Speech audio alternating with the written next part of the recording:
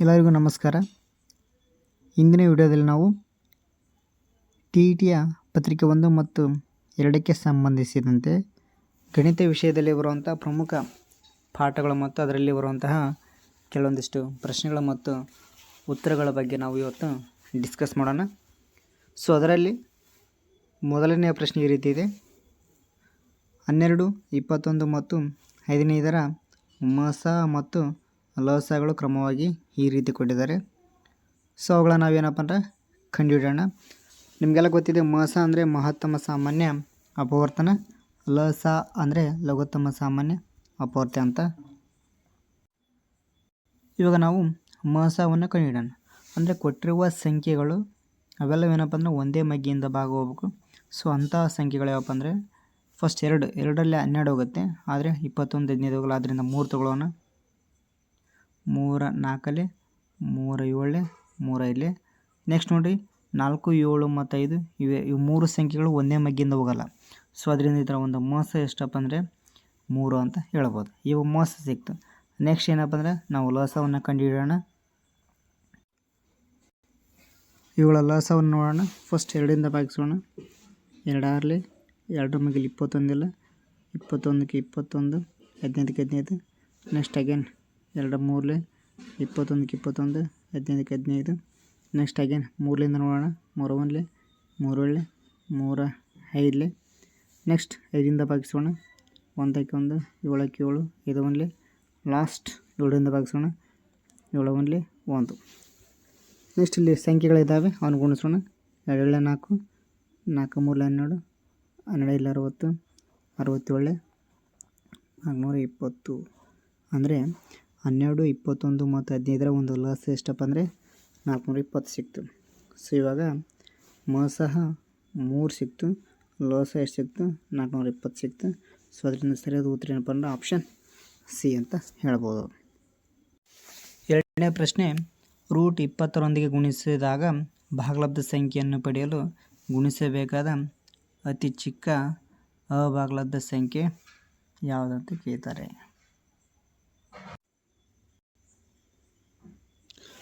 So root 20 ನೋಡೋಣ. ನಾನು root 21 ಅಭಾಗಲಬ್ಧ ಸಂಖ್ಯೆ. ಸೊ ಈ ರೂಟ್ 21 ನಾನು ಬಿಡಿಸ್ಕೊತೀನಿ ಯಾವ ರೀತಿ ಅಂದರೆ 4 5 20 ಅಂತ ಬರಿಬೋದು. ಸೊ ನಿಮಗೆಲ್ಲ ಗೊತ್ತಿದೆ, ಈ ರೂಟು 4ಕ್ಕೆ ಸಂಬಂಧ ಮತ್ತು 5ಕ್ಕೆ ಸಂಬಂಧ. ಸೊ ರೂಟ್ 4 ಅಂದರೆ ಎಷ್ಟಪ್ಪ ಅಂದರೆ 2 ಅಂತ ಹೇಳ್ಬೋದು. ಅಗೇನ್ ರೂಟ್ 5ಕ್ಕೆ 5. ಸೊ ರೂಟ್ 20 ಬಿಡಿಸಿದಾಗ 2 ರೂಟ್ 5 ಸಿಕ್ತು.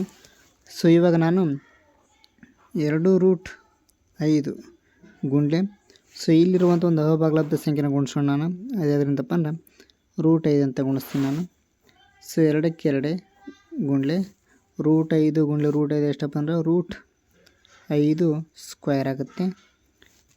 ಸೊ 2ಕ್ಕೆ 2 ಗುಂಡ್ಲೆ ಈ ರೂಟು ಮತ್ತು ಸ್ಕ್ವೇರ್ ಕ್ಯಾನ್ಸಲ್ ಆಗುತ್ತೆ, 5 ಉಳಿತು. ಸೊ ಅದರಿಂದ 2 ಇಲ್ಲಿ ಎಷ್ಟಪ್ಪ ಅಂದರೆ 10 ಅಂತ ಹೇಳ್ಬೋದು. ಸೊ ಅದರಿಂದ ಅತಿ ಚಿಕ್ಕ ಭಾಗಲಬ್ಧ ಸಂಖ್ಯೆ ಯಾವುದಪ್ಪ ಅಂದರೆ ಅದು ರೂಟ್ 5 ಅಂತ ಹೇಳ್ಬೋದು. ಸೊ ಅದರಿಂದ ಭಾಗಲಬ್ಧ ಸಂಖ್ಯೆ ಯಾವ್ದು ಬರುತ್ತೆ ನಮಗೆ 10 ಸಿಕ್ತು. ಸೊ ಅದರಿಂದ ಏನಪ್ಪ ಇಲ್ಲಿ ಆ ಒಂದು ಅಭಾಗಲಬ್ಧ ಸಂಖ್ಯೆ ರೂಟ್ 5 ಅಂತ ಹೇಳ್ಬೋದು.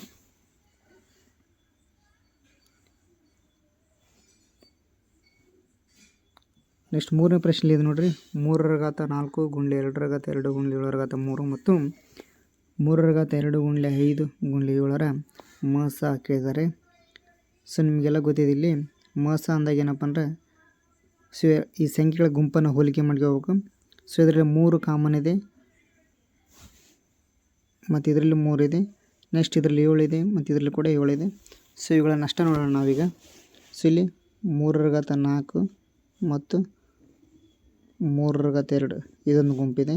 ನೆಕ್ಸ್ಟ್ 7 ರ ಘಾತ 3 ಮತ್ತು 7 ಇದೆ. ಸೊ ಇಲ್ಲಿ 3 ರ ಘಾತ 4 ಮತ್ತು 3 ರ ಘಾತ 2ಅನ್ನು ಹೋಲಿಕೆ ಮಾಡಿದರೆ ಅತಿ ಚಿಕ್ಕದು ಯಾವುದಪ್ಪ ಅಂದರೆ 3 ರ ಘಾತ 2 ಇದೆ ಗುಂಡ್ಲೆ 7 ರ ಘಾತ 3 ಮತ್ತು 7ಅನ್ನು ಹೋಲಿಕೆ ಮಾಡಿ ಅತಿ ಚಿಕ್ಕ ಯಾವುದು ಇದೆಯಪ್ಪ ಅಂದರೆ 7 ಇದೆ. ಆದ್ದರಿಂದ 3 ರ ಘಾತ ಎಷ್ಟು 2 9, 7ಕ್ಕೆ 7. ಸೊ 9 7 63 ಆಗುತ್ತೆ. ಸೊ ಅದರಿಂದ ಇದು ನಿಮ್ಮ ಸರಿಯಾದ ಉತ್ತರ ಆಪ್ಷನ್ ಬಿ. ಅಂದರೆ ಇವುಗಳ ಮಸ ಎಷ್ಟಾಗುತ್ತಪ್ಪ ಅಂದರೆ 63 ಅಂತ ನಾವು ಹೇಳ್ಬೋದು. ನೆಕ್ಸ್ಟ್ ಇಲ್ಲಿ ಕೊಟ್ಟಿದ್ದಾರೆ ಚಿಕ್ಕ ಎರಡಂಕಿಯ ಸಂಖ್ಯೆ ಮತ್ತು ಚಿಕ್ಕ ಸಂಯುಕ್ತ ಸಂಖ್ಯೆಯ ಲಸ. ನಿಮಗೆಲ್ಲ ಗೊತ್ತಿದೆ ಚಿಕ್ಕ ಸಂಖ್ಯೆ ಎರಡಂಕಿ ಅತಿ ಚಿಕ್ಕ ಸಂಖ್ಯೆ ಯಾವುದಪ್ಪ ಅಂದರೆ ಅದು 10 ಅಂತ ಸುಲಭವಾಗಿ ಹೇಳ್ತೀರಿ. ಆದರೆ ನೆಕ್ಸ್ಟ್ ಏನಪ್ಪ ಅಂದರೆ ಸಂಯುಕ್ತ ಸಂಖ್ಯೆ ಅಂತ ಹೇಳಿದರೆ ಇಲ್ಲಿ. ಸೊ ಇಲ್ಲಿ ನಿಮ್ಗೆ ಗೊತ್ತಿರಬೇಕು ಸಂಯುಕ್ತ ಸಂಖ್ಯೆ ಅಂದರೆ ಯಾವುದೇ ಒಂದು ಸಂಖ್ಯೆ ಒಂದರಿಂದ ಮತ್ತು ಅದೇ ಸಂಖ್ಯೆಯಿಂದ ಅಷ್ಟೇ ಅಲ್ಲದೆ ಎರಡಕ್ಕಿಂತ ಹೆಚ್ಚಿನ ಸಂಖ್ಯೆಗಳಿಂದ ಭಾಗ ಹೋಗ್ಬೇಕು ಅಥವಾ ಎರಡಕ್ಕಿಂತ ಹೆಚ್ಚು ಅಪವರ್ತನಗಳನ್ನು ಹೊಂದಿದ್ರೆ ಅದಕ್ಕೆ ನಾವೇನು ಕರಿತೀವಿ, ನಾವು ಸಂಯುಕ್ತ ಸಂಖ್ಯೆ ಅಂತ ಕರಿತೀವಿ. ಸೊ ಹಾಗಾದರೆ ಅತಿ ಚಿಕ್ಕ ಸಂಯುಕ್ತ ಸಂಖ್ಯೆ ಯಾವುದಪ್ಪ ಅಂದರೆ ಅದು 4 ಅಂತ ಹೇಳ್ಬೋದು. ಎಷ್ಟು? 4. ಸೊ ಅದು ಹೆಂಗಪ್ಪ ಅಂದರೆ ನೋಡಿರಿ 4 ನೋಡಿರಿ 1ರಿಂದ ಹೋಗುತ್ತೆ, 2ರಿಂದ ಭಾಗ ಹೋಗುತ್ತೆ ಮತ್ತು 4ರಿಂದ ಕೂಡ ಹೋಗುತ್ತೆ. ಸೊ ಅದರಿಂದ ಅತಿ ಚಿಕ್ಕ ಸಂಯುಕ್ತ ಸಂಖ್ಯೆ ಯಾವುದಪ್ಪ ಅಂದರೆ ಅದು 4.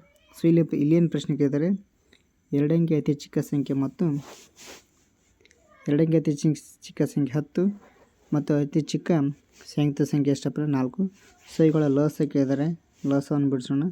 2 ಇರಲಿ 2 ಎಳ್ಳೆ 5ಕ್ಕೆ 5 2 1 ನೆಕ್ಸ್ಟ್ 5 1 1ಕ್ಕೆ 1.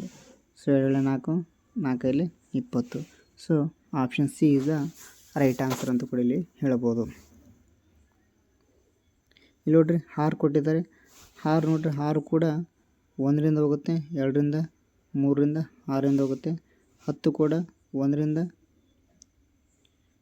2ರಿಂದ 5ರಿಂದ 10ರಿಂದ. ಸೊ ಎರಡಕ್ಕಿಂತ ಹೆಚ್ಚಿನ ಸಂಖ್ಯೆಗಳಿಂದ ಭಾಗ ಹೋದರೆ ಏನಪ್ಪ ಅನ್ನೋದೊಂದು ಸಂಯುಕ್ತ ಸಂಖ್ಯೆ ಅಂತ ಹೇಳ್ಬೋದು. ನೆಕ್ಸ್ಟ್ ಪ್ರಶ್ನೆ ಕೊಟ್ಟಿದ್ದಾರೆ. ಸೊ ಇಲ್ಲಿ 2x² - 3x - 9 ಎಂಬ ವರ್ಗ ಬಹುಪದೋಕ್ತಿಯ ಶೂನ್ಯತೆಗಳು ಯಾವುವು ಅಂತ ಕಂಡುಹಿಡಿದಿದ್ದಾರೆ. ಸೊ ಈ ಒಂದು ವರ್ಗ ಯಾವುದೇ ಒಂದು ಬಹುಪದೋಕ್ತಿ ax² + bx + c = 0 ಈ ಒಂದು ರೂಪದಲ್ಲಿ ಕಂಡು ಬರ್ತೈತೆ.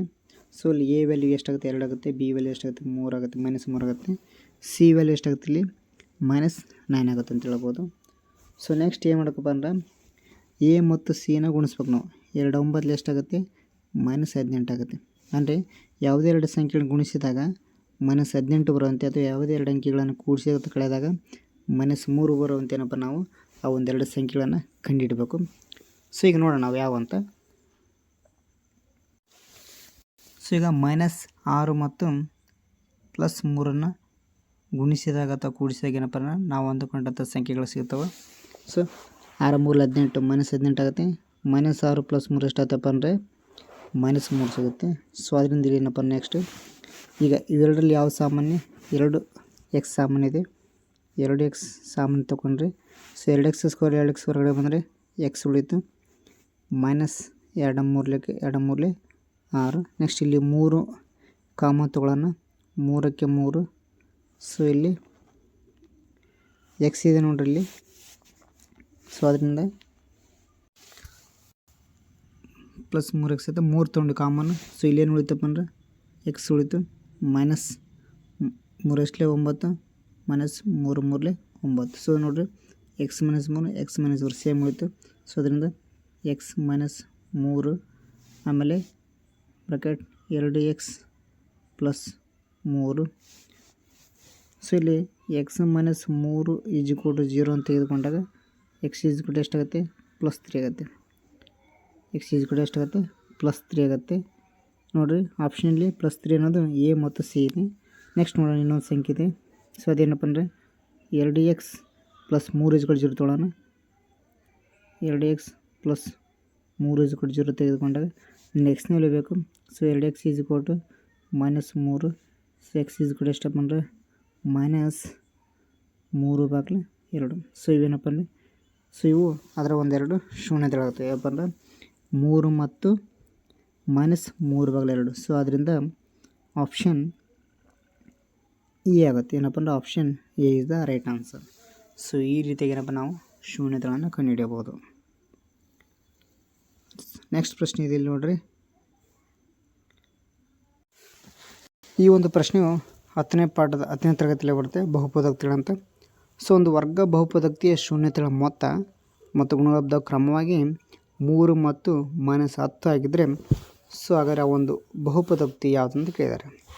ಸೊ ನಿಮಗೆಲ್ಲ ಗೊತ್ತಿರಬೇಕು ಶೂನ್ಯತೆಗಳನ್ನು ಕೊಟ್ಟು ಬಹುಪದಕ್ಕೆ ಕಂಡು ಕೇಳ್ತಾರೆ, ಅಥವಾ ಬಹುಪದಗಳನ್ನು ಕೊಟ್ಟು ಶೂನ್ಯತೆಗಳು ಯಾವ ರೀತಿ ಇದೆ ಅಂತ ಕೇಳ್ತಾರೆ. ಸೊ ನಿಮಗೇನಪ್ಪ ಶೂನ್ಯತೆಗಳ ಮೊತ್ತಗಳನ್ನು ಕೊಟ್ಟಿದ್ದಾರೆ. ಸೊ ಒಂದು ತಿಳ್ಕೊಬೇಕು, ಬಹುಪದತೆಯನ್ನು ರಚನೆ ಮಾಡಲಿಕ್ಕೆ ಒಂದು ಡೈರೆಕ್ಟ್ ಫಾರ್ಮುಲಾ ಇದೆ. ಸೊ ಆ ಒಂದು ಫಾರ್ಮುಲಾ ಯಾವುದಪ್ಪ ಅಂದರೆ x² minus bracket alpha plus beta into X plus alpha beta. So ನಿಮ್ಗೆ ಗೊತ್ತಿರಬೇಕು, ಆಲ್ಫಾ ಪ್ಲಸ್ ಬೀಟಾ ಅಂದರೆ ಏನಪ್ಪ ಅಂದರೆ ಅದೊಂದು ಮೊತ್ತ. ಆಲ್ಫಾ ಪ್ಲಸ್ ಬೀಟಾ ಅಂದರೆ ಏನು ಗೊತ್ತಾ, ಮೊತ್ತ. ಆಲ್ಫಾ ಬೀಟಾ ಅಂದರೆ ಏನಪ್ಪ ಅಂದ್ರೆ ಗುಣಲಬ್ಧ. ಮೊತ್ತ ಎಷ್ಟಪ್ಪ ಅಂದ್ರೆ 3 ಕೊಟ್ಟಿದ್ದಾರೆ, ಗುಣಲಬ್ಧ ಎಷ್ಟು ಕೊಟ್ಟಿದ್ದಾರೆ -10 ಕೊಟ್ಟಿದ್ದಾರೆ. ಸೊ ಅದರಿಂದ ಏನಪ್ಪ ಅಂದರೆ ಇಲ್ಲಿ ಆ ಒಂದು ಸೂತ್ರಕ್ಕೆ ಹಾಕೋಣ. x² ಹಚ್ಚೋಣ ಮೈನಸ್ ಆಲ್ಫಾ ಪ್ಲಸ್ ಬೀಟಾ ಮೊತ್ತ ಎಷ್ಟು ಕೊಟ್ಟಿದ್ದಾರೆ 3 ಕೊಟ್ಟಿದ್ದಾರೆ, ಗುಣ್ಲೆ x plus alpha plus b ಅಂದರೆ ಗುಣಲಬ್ಧ ಏನು ಕೊಟ್ಟಿದ್ದಾರೆ -10 ಕೊಟ್ಟಿದ್ದಾರೆ.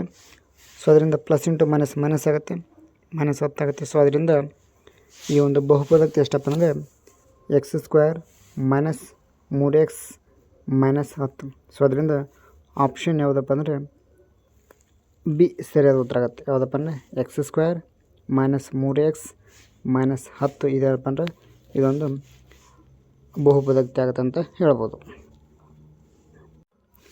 ಮುಂದಿನ ಪ್ರಶ್ನೆ ನೋಡೋಣ. x² ಮೈನಸ್ 1 ಬಹುಪದಕ್ತಿಯ ಶೂನ್ಯತೆಗಳು ಆಲ್ಫಾ ಮತ್ತು ಬೀಟಾ ಆಗಿದ್ದರೆ ಆಲ್ಫಾ ಪ್ಲಸ್ ಬೀಟಾನ ಮೌಲ್ಯ ಎಷ್ಟು ಅಂತ ಕೇಳಿದ್ದಾರೆ. ಸೊ ಗೊತ್ತಿರಬೇಕು, ಶೂನ್ಯತೆಗಳ ಬಹುಪದಗಳ ಮೊತ್ತ ಆಲ್ಫಾ ಪ್ಲಸ್ ಬೀಟಾ ಅಂತ ಹೇಳ್ತೀವಿ, ಗುಣಲಬ್ಧ ಆಲ್ಫಾ ಬೀಟಾ ಅಂತ ಹೇಳ್ತೀವಿ. ಸೊ ಇಲ್ಲಿ ಏನು ಕೊಟ್ಟಿದ್ದಾರೆ ಬಹುಪದಕ್ಕೆ ಕೊಟ್ಟಿದ್ದಾರೆ. ಯಾವುದಪ್ಪ ಅಂದರೆ ಅದೊಂದು ನಿಮಗೆಲ್ಲ ಗೊತ್ತಿದೆ. ಆ ಒಂದು ಬಹುಪದಕ್ಕೆ ಏನಪ್ಪ ಅಂದ್ರೆ ax² bx ಪ್ಲಸ್ c ರೂಪದಲ್ಲಿ ಇರ್ತೈತಿ. ಸೊ ಇವ್ರು ಕೊಟ್ಟಿರುವಂಥದ್ದು x² ಮೈನಸ್ 1. ಸೊ ಹಾಗಾದ್ರೆ ಎ ವ್ಯಾಲ್ಯೂ ಎಷ್ಟಾಗುತ್ತೆಪ್ಪ ಅಂದರೆ 1 ಆಗುತ್ತೆ, ಬಿ ವ್ಯಾಲ್ಯೂ ಕೊಟ್ಟಿಲ್ಲ ನಮಗೆ. ಸೊ ಅದರಿಂದ ಸಿ ಆಗುತ್ತೆ, 0 ಆಗುತ್ತೆ. ಸಿ ವ್ಯಾಲ್ಯೂ ಎಷ್ಟಪ್ಪ ಅಂದರೆ -1 ಆಗುತ್ತೆ. ನೆಕ್ಸ್ಟ್ ಏನಪ್ಪ ಅಂದರೆ ಆಲ್ಫಾ ಪ್ಲಸ್ ಬೀಟಾ ಅಂತ ಕೇಳಿದರೆ ಮಾಡೋಣ. ಇಲ್ಲಿ ಆಲ್ಫಾ ಪ್ಲಸ್ ಬೀಟಾ ಈಜು ಕೂಡ ಎಷ್ಟಪ್ಪ ಅಂದರೆ ಸೂತ್ರ ಇದೆ -b/a ಅಂತ ಇದೆ. ಸೊ ಇವಾಗ ನೋಡೋಣ, ಮೈನಸ್ ಇಡೋಣ. ಬಿ ಅಂದರೆ ಎಷ್ಟಿದೆ ಗೊತ್ತಿಲ್ಲ, ಅಂದರೆ ಏನು ಬಿ ವ್ಯಾಲ್ಯೂ ಕೊಟ್ಟಿಲ್ಲ ಅವರು, ಅದನ್ನ 0 ಅಂತ ಹಾಕೋಣ. ನೆಕ್ಸ್ಟ್ ಎ ಅಂದರೆ ಎಷ್ಟು ಕೊಟ್ಟಿದ್ದಾರೆ 1 ಕೊಟ್ಟಿದ್ದಾರೆ, ಆದ್ದರಿಂದ ಏನಪ್ಪ ಅಂದರೆ 1. ನೆಕ್ಸ್ಟ್ 0/1 ಅಂದರೆ ಎಷ್ಟಾಗುತ್ತಪ್ಪ ಅಂದರೆ 0 ಆಗುತ್ತೆ. ಆದ್ದರಿಂದ ನಿಮ್ಮೊಂದು ಸರಿಯಾದ ಉತ್ತರ ಏನಪ್ಪ ಅಂದ್ರೆ ಆಪ್ಷನ್ ಬಿ ಅಂತ ಹೇಳ್ಬೋದು. ಸೊ ನೋಡಿರಿ, ಇಲ್ಲಿ ಮೊತ್ತ ಅಂದಾಗ -b/a ಆಗುತ್ತೆ. ಅದೇ ಗುಣಲಬ್ಧ ಆಲ್ಫಾ ಇಂಟು ಬೀಟಾ ಅಂದರೆ ಏನಪ್ಪ ಅಂದರೆ c/a ಆಗುತ್ತೆ. ಅವಾಗೇನಪ್ಪ ಅಂದರೆ 1/1 ಅಂತ ಹೇಳ್ಬೋದು, -1/1 ಅಂತ ಹೇಳ್ಬೋದು. ಸೊ ಅದರಿಂದ ಆಪ್ಷನ್ ಏನಾಗ್ತಪ್ಪ ಅಂದರೆ ಬಿ 0 ಅಂತ ಸರಿಯಾದ ಉತ್ತರ. ನೆಕ್ಸ್ಟ್ ನೋಡೋಣ. ಇಲ್ಲಿ ಒಂದು ಶ್ರೇಣಿ ಪಾಠದ ಕೇಳಿದರೆ, ಒಂದು ಸಮಾಂತರ ಶ್ರೇಣಿಯಲ್ಲಿ a = 28, d = -4, n ಅಂದರೆ 7 ಅಂತ ಕೊಟ್ಟಿದ್ದಾರೆ. ಹಾಗಾದರೆ an ಎಷ್ಟು ಅಂತ ಕೇಳಿದ್ದಾರೆ. ಸೊ ಇಲ್ಲಿ ನೋಡೋಣ, ನಾವು ಒಂದು ಶ್ರೇಣಿ ಅಂತ ಬಂದಾಗ ಏನು ಫಾರ್ಮ್ ಗೊತ್ತಿದೆ, n = a ಪ್ಲಸ್ ಏನು ಎಷ್ಟಿದೆಯಪ್ಪ ಅಂದರೆ n = a plus n - 1 × d ಅಂತ ಕೇಳಿದರೆ ನಮ್ಗೆ ಏನು ವ್ಯಾಲ್ಯೂ ಕೇಳಿದ್ದಾರೆ. ಸೊ n = a ಅಂದರೆ ಎಷ್ಟಿದೆ 28 ಇದೆ, ಪ್ಲಸ್ n ಅಂದರೆ ಎಷ್ಟಿದೆ 7 ಇದೆ.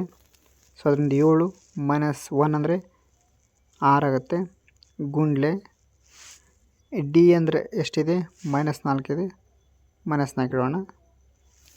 ನೆಕ್ಸ್ಟ್ 28 ಪ್ಲಸ್ ಇಂಟು ಮೈನಸ್, ನೋಡಿರಿ +6 -4 ಇದೆ, ಪ್ಲಸ್ ಇಂಟು ಮೈನಸ್ ಎಷ್ಟಾಗುತ್ತೆ 6 - 4 24 ಆಗುತ್ತೆ. ಸೊ ನೆಕ್ಸ್ಟ್ ಇದನ್ನ ಕೇಳಿದ್ರೆ 28ರಲ್ಲಿ 24 ಎಷ್ಟಪ್ಪ ಅಂದರೆ 4. ಸೊ ಅದರಿಂದ ಆ ಒಂದು ಎನ್ನ ಬೆಲೆ ಎಷ್ಟಾಗುತ್ತಪ್ಪ ಅಂದರೆ